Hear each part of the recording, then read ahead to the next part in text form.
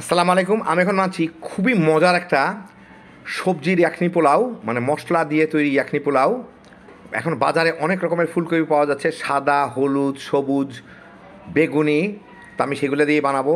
আর এটা দেখতে যেমন সুন্দর, খাইতে যে কি মজা, বাচ্চারা কেড়ে কেড়ে খাবে।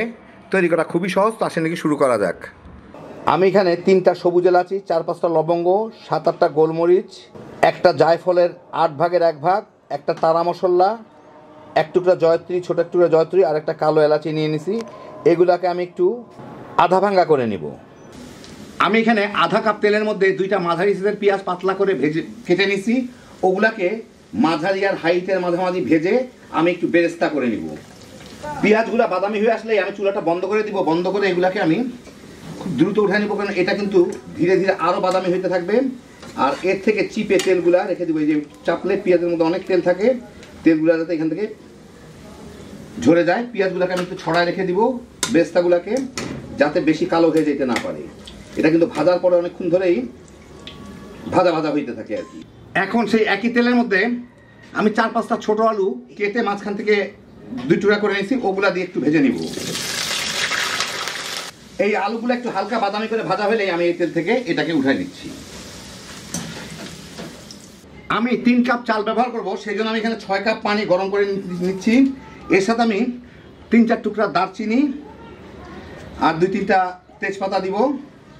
আর যে মশলাটুকু গুঁড়া করে রাখলাম সেই মশলাটুকু দিব। দিয়ে এটাকে বলক আসার পরে 4-5 মিনিট জাল করে নিব। তো এটাকে ঢেকে জাল দিই, জলদি হবে। মিনিট 5 জাল দিলাম। আমি এখন চুলাটা বন্ধ করে এই পানিটুকু ছেঁকে নিব, এই বড় বড় মশলার টুকরাগুলা যাতে না থাকে। জাস্ট পানিটুকু আমি নিয়ে নেব ছেঁকে। আমি এখন ওই একই সসপ্যানে যেই তেলটা দিয়ে বেরেস্তা ভাজছিলাম সেই তেলটুকু নিয়ে নিছি। তেলটুকু নিয়ে ওর মধ্যে একটা মাঝারি সাইজের পেঁয়াজ কুচি কুচি কেটে রাখছি, ওইটা দিব। 1 টেবিল চামচ আদা রসুন বাটা দিব।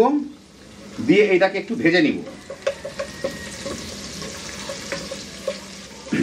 মিনিট 1.5-2 ভেজে আদা রসুনের কাঁচা গন্ধটা চলে গেলে আমি এর মধ্যে দিয়ে দিব হচ্ছে এই যে ইয়াখনি পানিগুলা, মানে মশলা যে পানিগুলো আমি জাল দিয়ে রাখলাম ওইটা দিয়ে দিব। এখানে 6 কাপ পানি ছিল, তার মধ্যে একটু কমার পরে যা হয় আর কি। এটা একটু বলকে নিয়ে আসি। এটা ফুটে উঠলেই এর মধ্যে আমি দিয়ে দিব স্বাদ মতো লবণ। মিশাই খেয়ে দেখি। হ্যাঁ, যথেষ্ট। এই ভাজা আলুগুলা, 1 কাপের মতো গাজর ডাইস করা, 3 কাপ চিনি গুঁড়া চাল আমি ধুয়েই মাত্র পানি ঝরা রাখলাম, ওগুলা দিয়ে এটা বলকে নিয়ে আসবো। নিয়ে এসে একটু জাল দিয়ে নিব যাতে পানিটা একটু কমে যায়। আর একটু নেড়ে দিতে হবে যাতে তলায় লেগে না যায়। বলকে আসার আগ মুহূর্ত পর্যন্ত এটা কিন্তু তলার দিকে লেগে যেতে থাকে। ফুটে ওঠার পরে 3-4 মিনিট পরেই আমি এর মধ্যে দিয়ে দিচ্ছি কতগুলা ফুলকপি। এখানে বেগুনি, সবুজ, হলুদ, সাদা, কয় ধরনের ফুলকপি আছে ওগুলা দিয়ে দিব। দিয়ে এর সাথে মিশাই জাল দিয়ে নেব পানিটা আরও শুকানো পর্যন্ত। খোলায় জাল দিব, ঢাকার কোনো দরকার নাই। ফুলকপি একটুতেই সিদ্ধ হয়ে যায়, সেই জন্য একটু দেরিতে দিলে ভালো। 3-4 মিনিটের মধ্যেই চালগুলা দেখেন প্রায় সমান সমান হয়ে গেছে। এখন এর মধ্যে আমি আধা চা চামচ কেওড়া জল দিব।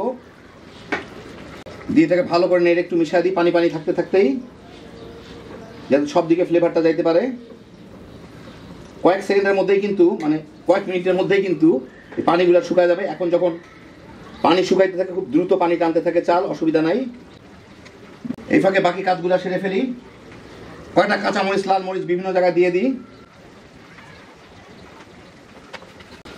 যে বেরেস্তাগুলো বানাইলাম সেই বেরেস্তাগুলো উপরে একটু ছড়ায় দিব। কিছু রাখবো শেষে ডেকোরেশনের জন্য। এখন দেখেন প্রায় শুকনা শুকনা হয়ে গেছে। এখন আর কিছু করার নাই, খালি 1 টেবিল চামচের মতো ঘি উপর দিয়ে দিব, গলে টলে যাতে সব জায়গায় একটু ঘিয়ের ফ্লেভার আসতে পারে। এখন আমি এটা ঢেকে দিয়ে চুলার জালটা একদম কমায়, একদম লোতে দমে রাখবো এটাকে অন্তত 20 মিনিটের মতো। একদম কমায় আপনাদের আমি জালটা দেখায় দিচ্ছি। এই দেখেন আমার চুলার জালটা একদমই প্রায় নিভু নিভু। এর থেকে একটু নিচে করলে কিন্তু আমার চুলার জালটা একদম নেভে যাবে। ঠিক এই জালে এটাকে আমি 20-25 মিনিট দমে রাখবো।